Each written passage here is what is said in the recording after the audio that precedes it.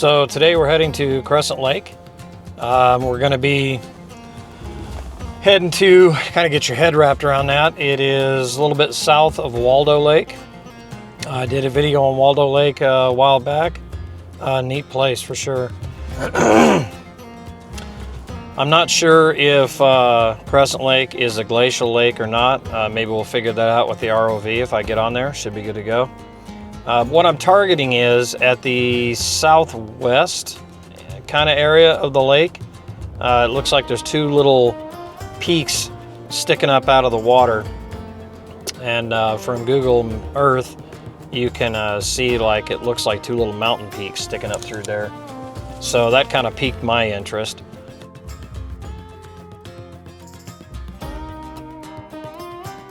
So I think I'm gonna head down there and have a look and see what's going on. Now this lake, as an FYI, is not my normal kind of lake that I do. I normally steer away from these kinds of lakes for one particular reason.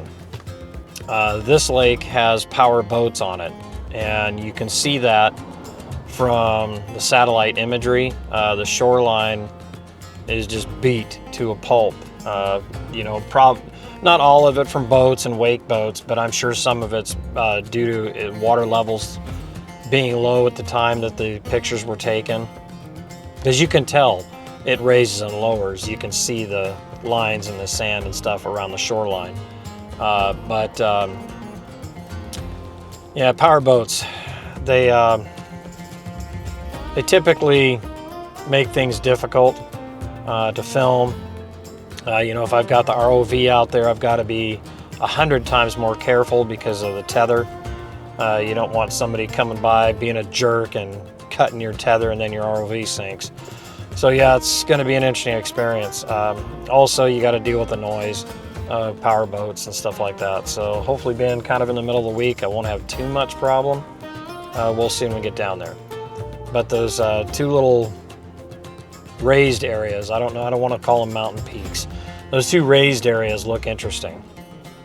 So let's head on out there and see what we got. Well, I made it.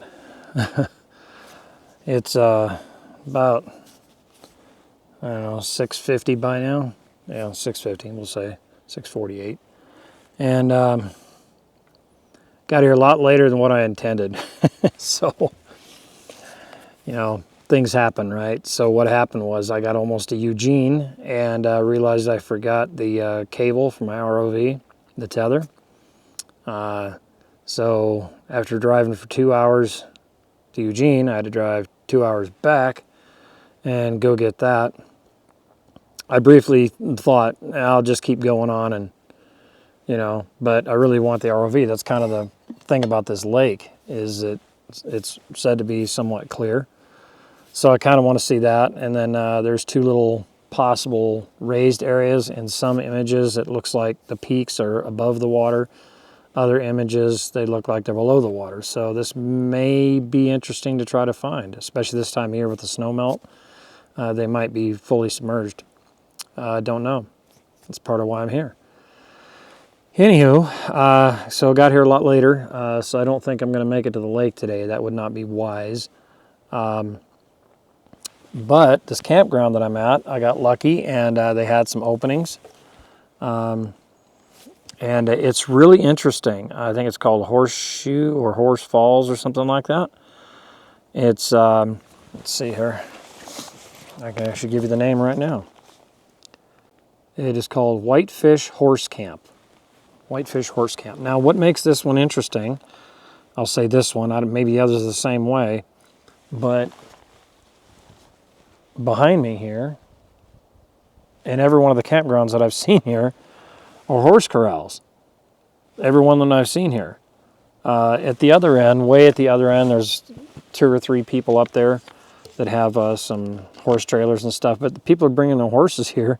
They got corrals right here built in. How cool is that? Almost makes you want a horse. No, but man, that's kind of, I've never seen that before, so that's pretty cool. So anywho, finally made it. I think long drive. I think I've got like 8 hours driving under my belt to get here to this point. Yeah, 8 hours. So that's a long drive. I will say that when you turn off the main road to get down here, and when you turn onto National Forest 60, I think it was it National Forest 60? Let me backpedal a little bit here. I thought it was National Forest 60. Yeah, it was. So when you turn off onto National Forest 60, the road is ungodly. It's a lot of winter damage in the sense that there's a lot of ripples in it and stuff. If you're in a car or a truck, you're okay. If you're bringing horses, they're going to get jiggled a lot. In my case, I've got a kayak on a trailer, so that makes for a really lightweight trailer. So I had to go really slow, otherwise the trailer is just bouncing off the tops of these crowns. So I had to go really, really slow down that whole thing. So, point of note, if you're hauling kayaks on a trailer, or you're going to be carrying any kind of a trailer, when you turn down National Forest 60, heading towards this campground area, or along the side of this lake, be advised. It's interesting. Anyway, it's ridiculously quiet here. I'm the only one that really in the area. I know there's some way up the road that way. Camp host, wonderful camp host. She would happen to have been sitting outside. I really didn't want to knock on his door this late. But she was wonderful. She was sitting outside. She hooked me up, took care of me right away, and pointed me in the right direction. She said, just kind of pick one. And I chose number 19. It's the last one in the line, I think. And there's a latrine. What do they call them here? Vault toilet, I think. We call them latrines in the military. Anyway, it's a vault toilet. So they're right there, so that's kind of nice. I got horse corrals right behind me in case I want to get my wild thing on.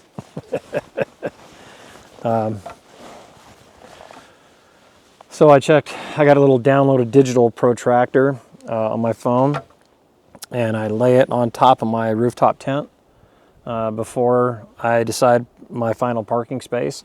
What I do is I take my protractor and I put it long ways and then across the back, and I check to see. And I personally prefer my head to be slightly elevated. It doesn't, I've slept on it level a lot of times, but slightly elevated is kind of nice. And I'm at about 2.5 degrees elevated. And that's kind of nice.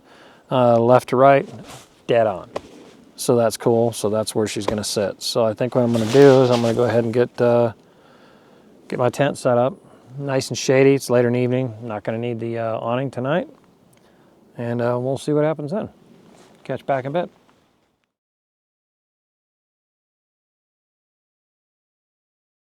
So tonight's dinner is going to be Mountain House, chicken and mashed potatoes. Weather this week looks pretty good here. A lot better here than it is at home. It's going to be in the mid 90s at home. Here it's going to be like in the mid 80s, maybe high 80s, something like that. Stir up the stuff.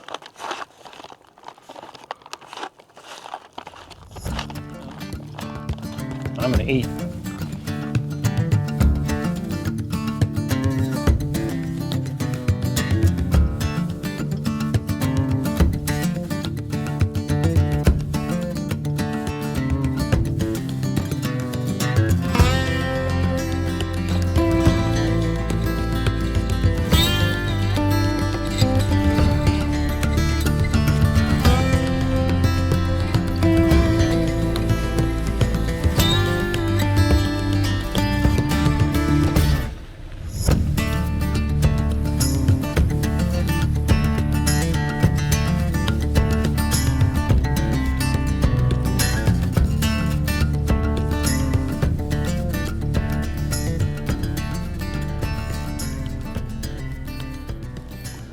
right, well, out on the water.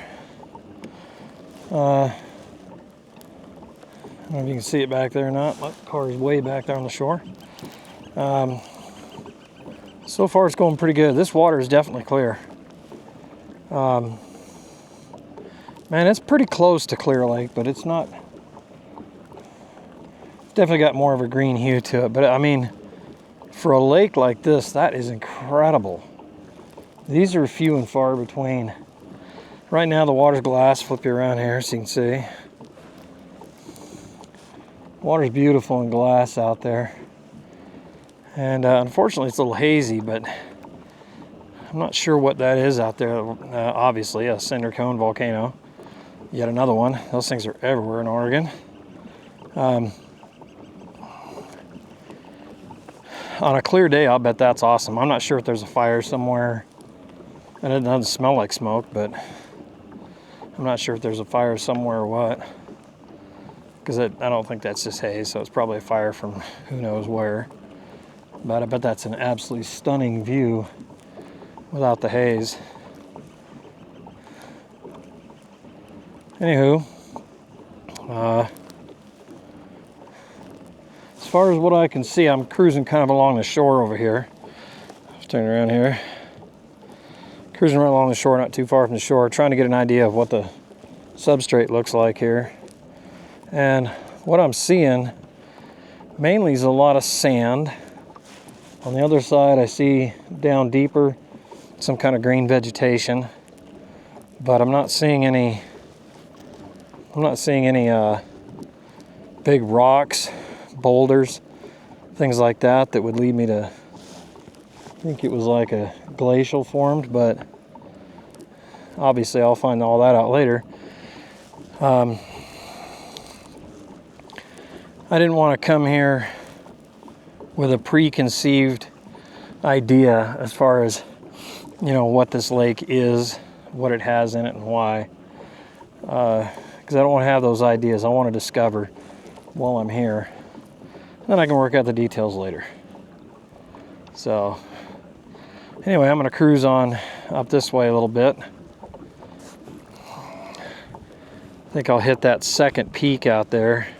Not this one, but the one further out. I think I'll hit that. And once I get out there, I think I'll go ahead and try to check my maps to try to home me in a little bit closer to my target. Those two, I don't know what they are. They could just be hilltops. I don't know. But that's why I'm here. Check back in a bit. Well, I'm finally getting there somewhere according to the Google Maps. And I don't see anything sticking out of the water, so that's going to be interesting. One of the two in the Google satellite image, one of the two looked like a little bit of it was sticking out of the water when that picture was taken from satellite. But I'm seeing nothing. So I'm going to have to home in and find that bad boy, or both of them. At least one of them for sure. I'd like to find them both. They're pretty close together. What I do see, though, is two, looks like buoys or something out there.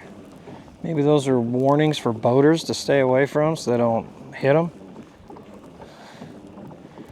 So I think I'll get parallel to those and then check my maps again and see if that puts me on point. Maybe that's those buoys before. That would make sense, because if they do go submerged, that means that some part of the year they'd be just below the surface, and somebody screaming through here on a boat would have a very bad day.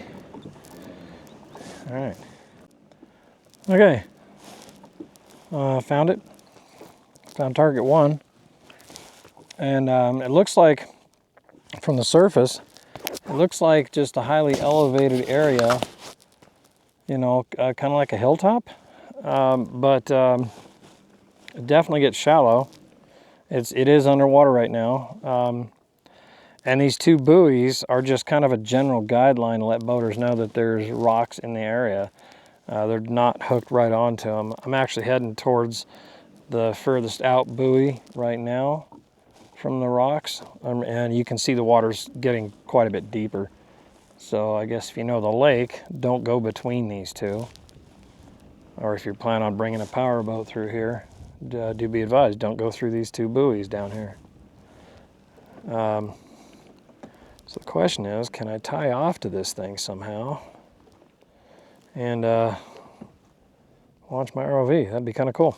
So we'll see.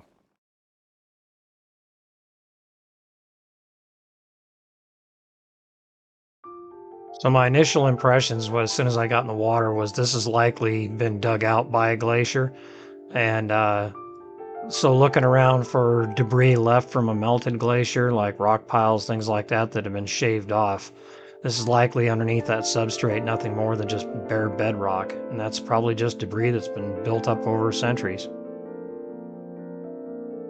This type of plant seems to be the almost singular species of plant life that I found in this lake. I haven't found anything other than like some maybe moss or something like that here and there. This stuff is, when you look from satellite or as you're there in a boat looking over, you'll see these dark bands down there, and this is that type of plant life. Is exactly what you're looking at.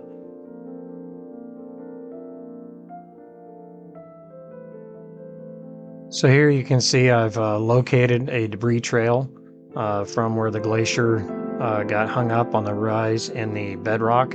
And as it got stuck in this area, as it started to melt, it starts dropping all the rocks. And on this hilltop, I'm looking for the peak, those two islands that I referenced earlier. And while both islands are submerged at this particular point in time, um, that's ultimately what I came here to find. And down in the depths, I did find it. And look at there.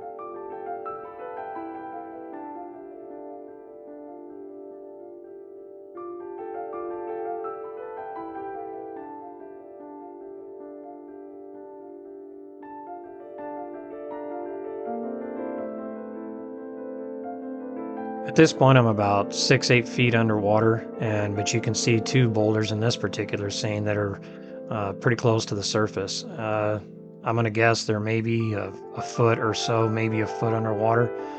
So obviously that would hit a boat prop, those two right there, but we'll get closer and check them out. The other thing that makes me think this is all just bedrock that these rocks are sitting on is you'll notice they're not sunk down in the substrate. The small rocks have substrate building up around them, but all these big boulders, and you don't get an idea how big they are huge, are sitting on top of something. Imagine sitting on a slab of concrete.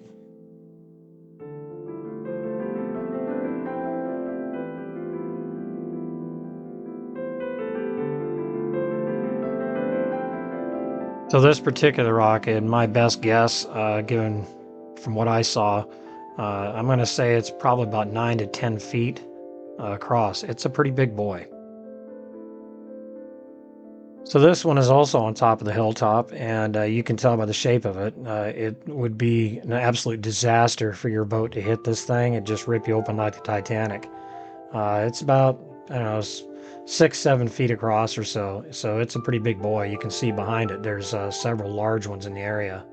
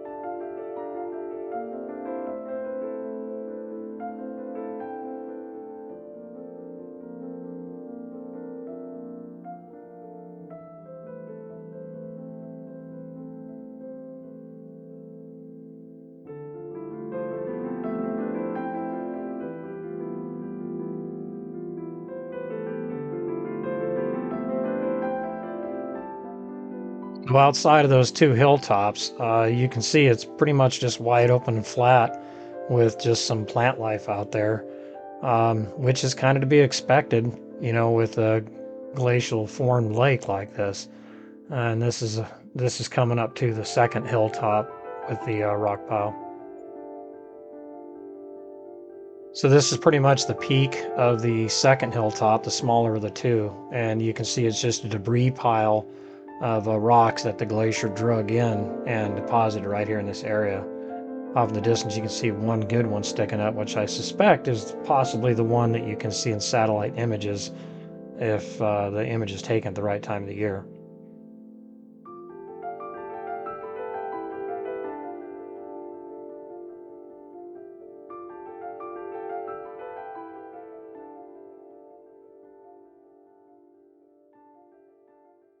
Well, okay. Got some underwater footage here, getting an idea. Successful dive after initial hang-ups. There's always something you got to deal with. The idea is just be prepared. And luckily I was, so got that all squared away. Got some underwater footage, and I did find the locations I'm looking for. They are definitely here, so I'm gonna turn you around here. So if you come to this lake, and the guy was telling me a lot of people put in over there on the other side, so that would be the east side. With that said, there's a lot of places you can put in all around here. But anyway, the point I'm getting at is, if you can see that little pylon right there, it says Danger Rocks. Well, if you're booking along, you may not see it. And there's another one right over there. Let's see if I can zoom in a little bit here.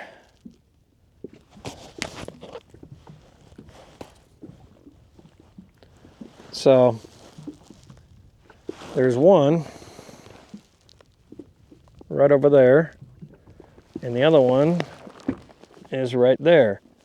So in this gap at the north, or we'll say the southwest side, if you put in the southwest, or you're coming through anywhere, if you see these two pylons here at any time of year, don't go through them. I think that would be a very bad idea from what I was able to discover. The satellite view showed, you know, people get used to a lake, right? You know, or they just come out here and, hey, let's go, we can run our boat there or whatever. And that's fine. There's nothing wrong with that. For sure. But I'm just saying that if you put in a power boat out here, I think you would be well advised to stay out of there. But man, look at the mountain view here. There's a volcano. I'm going to turn this around. Look at the volcanoes here.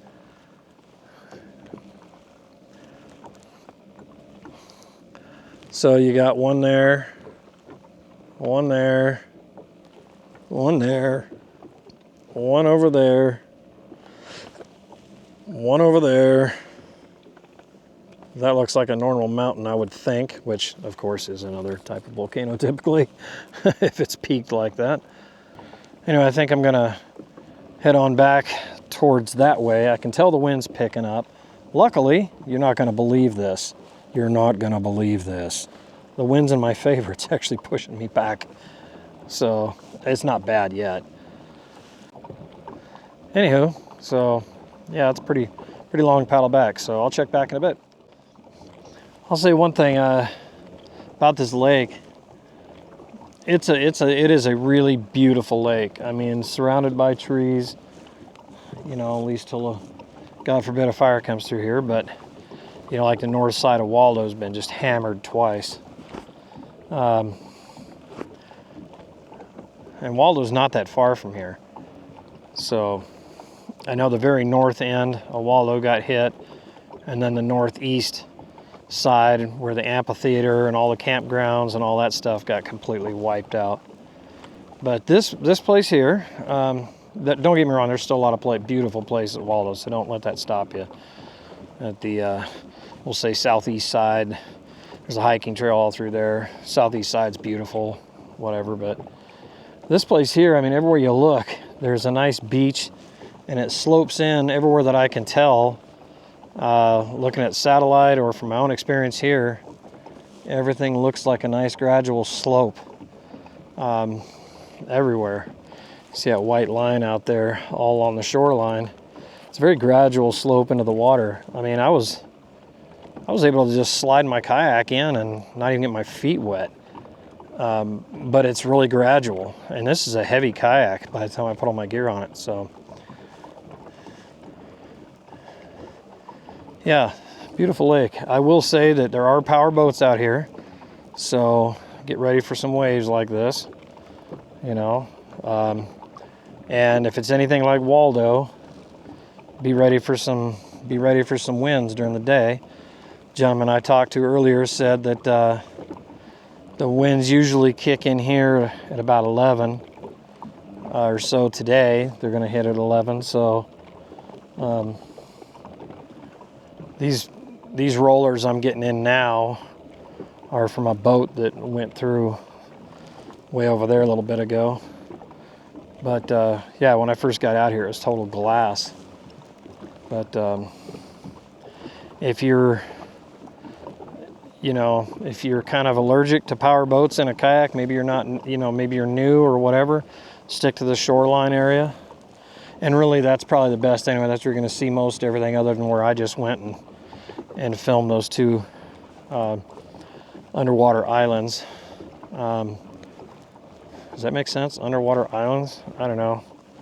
Anyway, hilltops. We'll call them hilltops that are currently underwater, but occasionally it looks like at least one of them does peek out. And I did find right on the top of that hill, Murphy's, I'm going to call that rock Murphy's Rock, because right on the top of that hill sits an upright, nasty, absolutely nasty rock that if you hit that with your boat, I hope your boat's named Titanic, because it's going to rip that hole open and you're done. That's it. I don't care what you think you're in.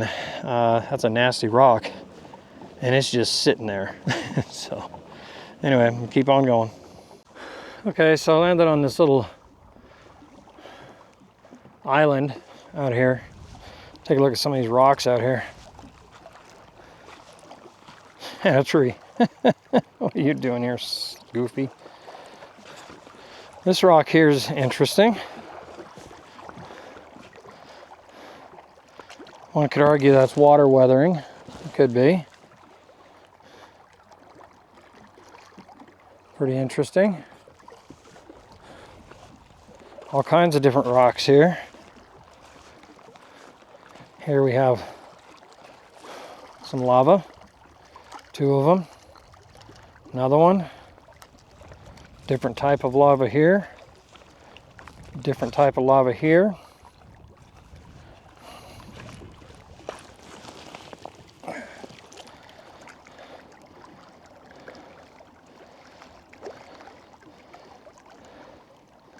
Interesting.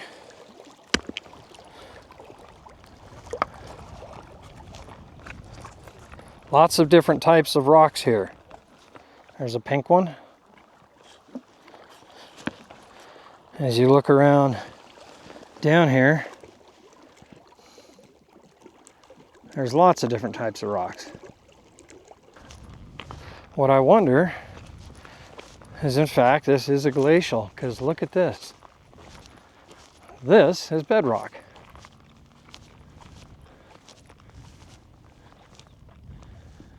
And look at that.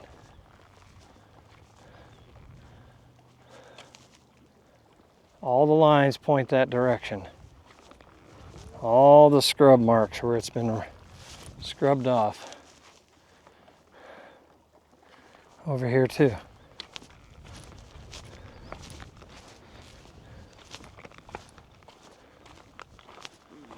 Yeah, there's a perfect example of what I'm talking about right there. See these digs right here? And look at that channel it cut in the bedrock. Boom. And there too.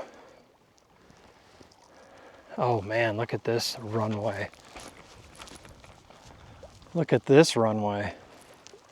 Look at that. And some kind of poo. If that's bird poo, that's a big bird. Yeah, that looks like glacial to me. all the way to the bedrock, and that could account for all the different rocks that are here. Pretty cool. Just like Waldo. Waldo's a little more drastic. This is all sitting on top of bedrock. I'm not a volcanologist, so I can't tell you if this is lava, but if it were my guess, I would say, yeah. And this whole top deck looks like it was flattened off. Look at this. Huh. Maybe this is a pre-glacier. I mean, look at this. Oh, hey, looky here. Looky there. See those dig lines? Can you see them in the camera? There's 1, 2, 3, 4, 5, 6, 7, 8 dig lines. This whole thing's flattened off. And then it's, okay, I think this might have been here before the place was carved out. Like I said, I'm just talking here, you know, bear with me. I'm just guessing. Like I say, I really don't know. I did not bother to look into the history of this lake, mainly because I just didn't want to know before I come down here. I wanted to discover. I didn't want to come in here already knowing what was here, in the sense that there's always something new to discover. That much I guarantee you. You know, you come to the same place 100 times and you're always going to find something. You might get familiar with it, but you know, that's the thing about nature. You know, it always has a story to tell. So I'm gonna figure out what I want to do. I'm thinking, honestly, because I still got a fair amount of juice left back in the ROV. I was anticipating I wouldn't have any, but I was able to find what I needed to pretty quick.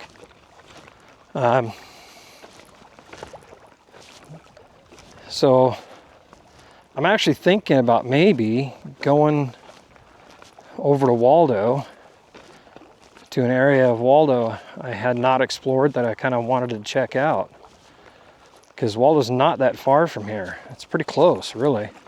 I passed it coming here. Goodness. There's like a whole shelf out here. And that's all bedrock.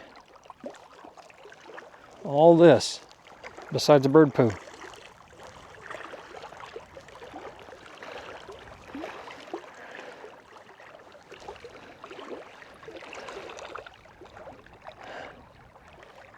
Bedrock runs out there a little bit. I don't know if you can see it or not, but runs out there about another, I don't know, 15 feet.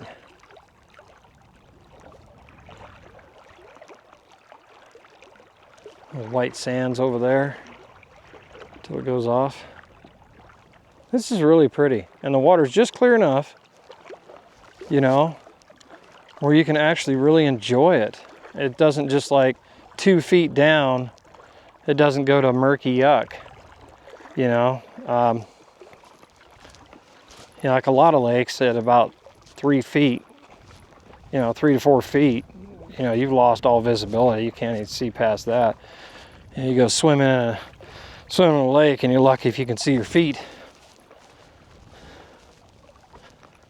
Goodness, look at this. These little shelves, bedrock shelves down there.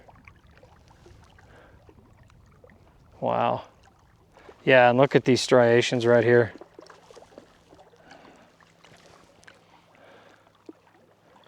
Yeah, that's not water. Water didn't do that. This runway here with all the bird poo on it. Man, everything here is heading the same direction. Both all this bedrock here, all the way to the other end, that plateau of lava up there, it's all showing striations heading this way. Yeah, Okay, color me right or wrong. I'm definitely going with Crescent Lake as a glacial carved out lake. I'm going on record as saying that. If I'm wrong, well, I'm wrong.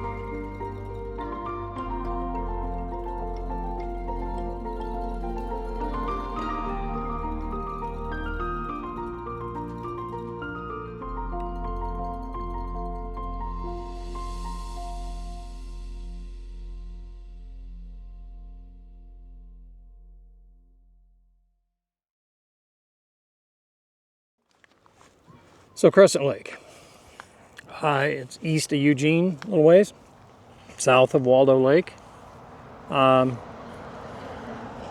Let's see, final thoughts, I guess. I think it's a really nice lake is what I think. The water is beautiful. And I'm going to enclose, the water is beautiful, as you probably saw in the aerial video. And it's got good visibility. It lacks a little character underwater as far as if you're looking to dive or something. The island out there is probably your best bet. The main spit out there that I was walking on earlier. If you really want to get adventurous and go out to those, all the way out to those two that I ran the ROV on, that would be pretty interesting. I think that there's a lot of camping facilities here. They're well maintained. The shorelines for launching boats and kayaks is everywhere you go is an absolute dream. Park Service and stuff is doing a fantastic job here of taking care of the campgrounds. there is wood everywhere to, like, if you want to, I don't know where it's all coming from. I'm assuming the rangers in the area cut up these fall trees and they just stack rounds everywhere. I mean, it's everywhere I go, there's firewood available. Yeah, you might have to split it in some cases, but yeah, you're not going to hurt for firewood. But the shoreline here, everywhere you go, is just blisteringly beautiful. 360 degrees around the whole lake is just amazing. The view is incredible. I imagine on a clear day where you don't have the haze like I've got today, is just breathtaking. All the mountains and the volcanoes and stuff. This is just a gorgeous place. I kind of wish it wasn't so far away from me, because this is a place that I would certainly frequent much more often. I would say for divers, which you saw in the video, I filmed some divers. I talked to them out here a little bit and kind of helped them, because it's the first time they've been here, and kind of helped them out, resources wise, where they could use their resources the best. And it looks like they're doing exactly what I was talking about. They're heading right around that bedrock island out there, and that's kind of cool. Hope they get to see some neat stuff. But I think for a family, there's fish here too. Man, when I first got out here, there was fish jumping everywhere. But family oriented, it's really good. The water's not stupid cold, so it's a nice place to swim. It's a nice place to kayak. It's a nice place to raft. A nice place to boat. If you got a power boat, there's plenty of room out there. And from what I've seen, the people with power boats, they're pretty respectful out here, as far as if you're in a kayak or whatever, they'll throttle it down well in advance.